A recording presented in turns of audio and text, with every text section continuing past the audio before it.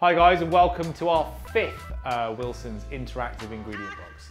This week we're going to be cooking a loin of roe deer, celeriac puree, roe deer faggot, red currants, some pickled radicchio. It's a brilliant dish using an amazing product that comes from just outside of Bristol, shot by me and my friend Matt Roberts at Grove Game Larder. It really is a very, very Wilson's dish, and I'm looking forward to sharing it with you today. So let's have a look and see what we've got in our bag. So first things first, we start off with this absolutely beautiful loin of roe deer.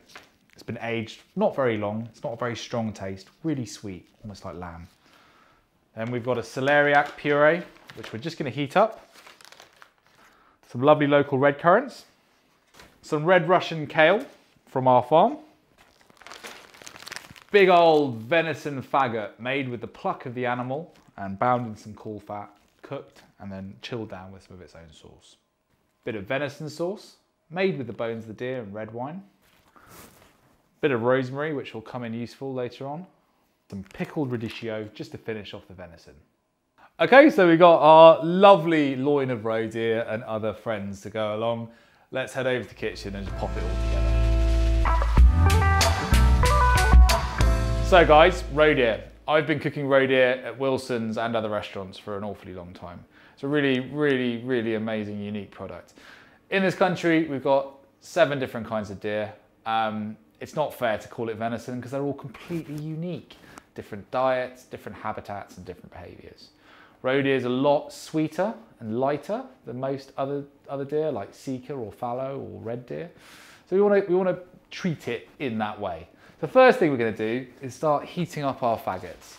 These are faggots made with the offals of the deer, trimming of the deer, minced down with a bit of pork fat, and then wrapped up in crepinette, braised slowly. So all you've got to do is take them out of the bag, pop them in a roasting tray, and start warming them up, making sure you glaze them as you go. So first things first, scrape back all the sauce, slice the bag open,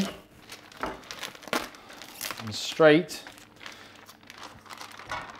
into a roasting tray. Lovely. Make sure you get all of those lovely juices out. And I've got an oven over here set to 160 degrees. I'm just going to pop them in the oven, and every 10 minutes or so I'm going to take them out and give them a little nappe so they get lovely and sticky and golden and, you know, just beautiful. So straight into the oven and away we go. Okay guys, so now on to our venison sauce with red currants. Get a pan and just start picking these red currants into the pan.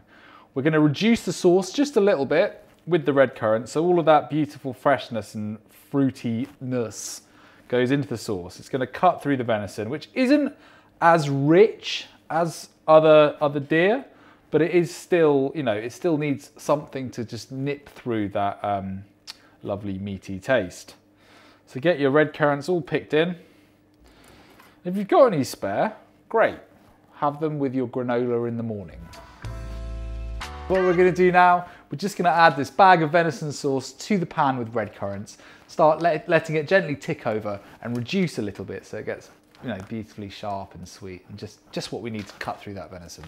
So once again, pop your bag open, sauce in. Make sure you don't waste any of it, please, because it takes so long to make. There you go, lovely pan, he's ready to go. Pop them on the heat, and let it start doing its thing. Just gonna give the faggots a quick nappe. So they can look a little bit dry, so you just want to give them a good roll around in the juices. And if the sauce is dried out a bit, it's not a problem, just add a little bit of water. So it'll start creating its own sauce in the pan. You want to keep them lovely and moist, don't want them to dry out at all. So give them a nice roll like that again. They're going to be delicious. Perfect. Back in the oven. So guys, what we're going to get ready now is a little pan of emulsion. This is what we're going to cook our kale in. It's how we cook vegetables at the restaurant.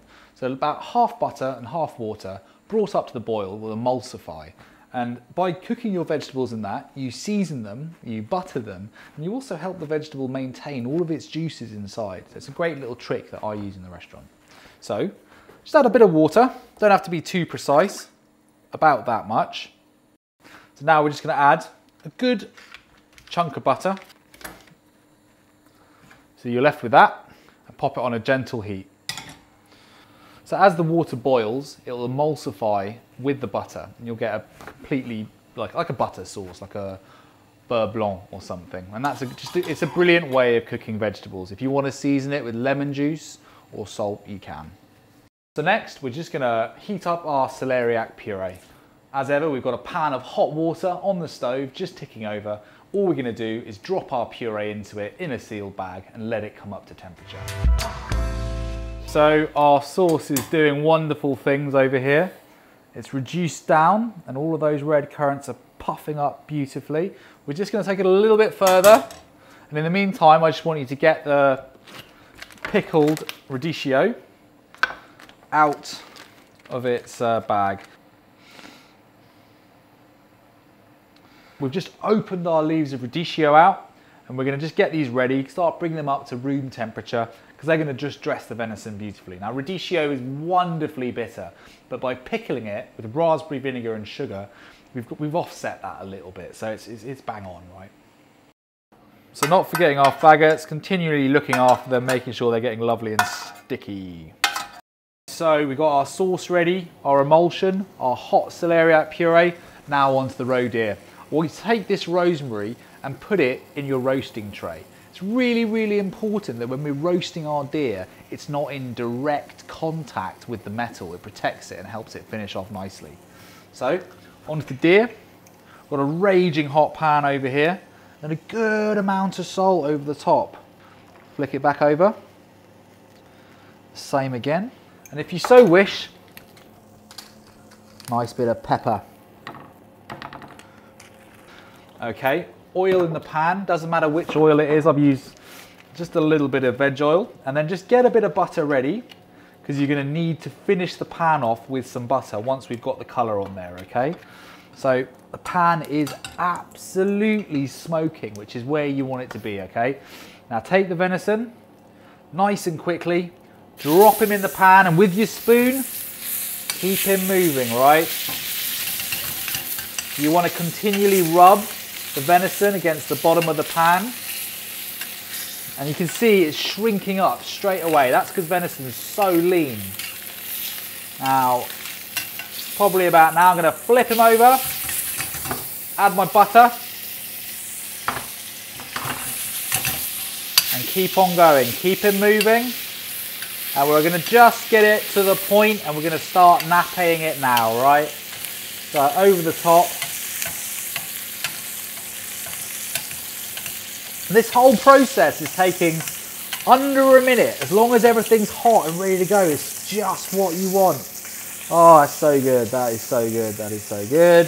One more time, just check he's lovely and golden brown. Yeah. And straight on top of the rosemary over here. Juice is on top. Make sure the pan's not too hot, doesn't burn your hand. Woo.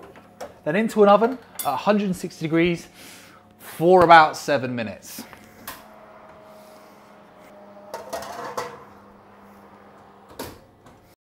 So now the venison's had about 7 minutes. Just gonna take him out, have a little feel, and make sure we're happy with him. Yeah, that's lovely. Flip him over, and he's gonna be ready to go after resting for about 10 minutes. Right guys, so we've got it. We've got our red currant sauce, we've got our hot celeriac, our faggots, our venison's had loads of time to rest. Our pickled radicchio is ready to go. Now, last things, we're just going to cook this beautiful red Russian grown by my wife on our small holding. Literally, drop it straight into this butter emulsion and just let it come up to the heat, okay? Because this vegetable is so fresh, you don't want to really cook it, you just want to warm it through. Now, pretty much, we're totally ready to go. All that's left to do is carve the venison.